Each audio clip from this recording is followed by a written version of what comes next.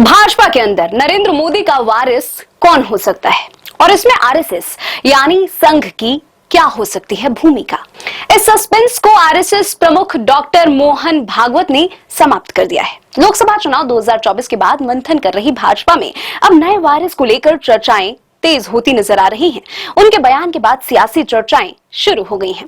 तमिलनाडु की राजधानी चेन्नई में राष्ट्रीय स्वयंसेवक संघ के शताब्दी वर्ष समारोह में डॉक्टर भागवत ने इस प्रश्न का उत्तर दिया। कार्यक्रम में आरएसएस प्रमुख डॉक्टर मोहन भागवत बतौर मुख्य अतिथि पहुंचे थे।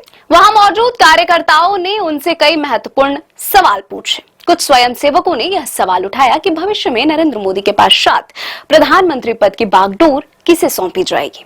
इस प्रश्न का जवाब देते हुए मोहन भागवत ने कहा कि भाजपा और मोदी इस पर चर्चा कर फैसला करेंगे। भारतीय जनता पार्टी साफ कर चुकी है कि 2029 का चुनाव भी पीएम मोदी के नेतृत्व में ही लड़ा जाएगा। हालांकि भागवत के इस जवाब के बाद सियासत और भी गर्मा गई है।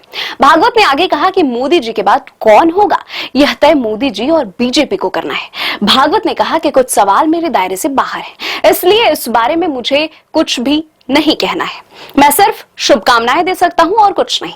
मोदी जी के बाद कौन यह खुद मोदी जी और बीजेपी को तय करना है। चेन्नई में आरएसएस के शताब्दी वर्ष समारोह में शामिल होने गए भागवत के जवाब को खुले तौर पर इस संकेत के रूप में देखा जा रहा है कि संघ का बीजेपी के अंदर उत्तराधिकारी की बहस में शामिल होने का कोई इरादा नहीं है।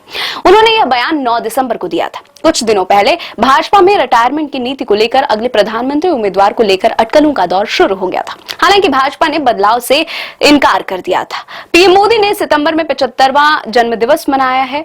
एक न्यूज चैनल के कार्यक्रम में महाराष्ट्र के मुख्यमंत्री देवेंद्र फडणवीस से प्रधानमंत्री नरेंद्र मोदी के संभावित उत्तराधिकारी के संबंध में सवाल किया गया। इस पर उन्होंने कहा कि किसी और का नाम सोचने की जरूरत नहीं है।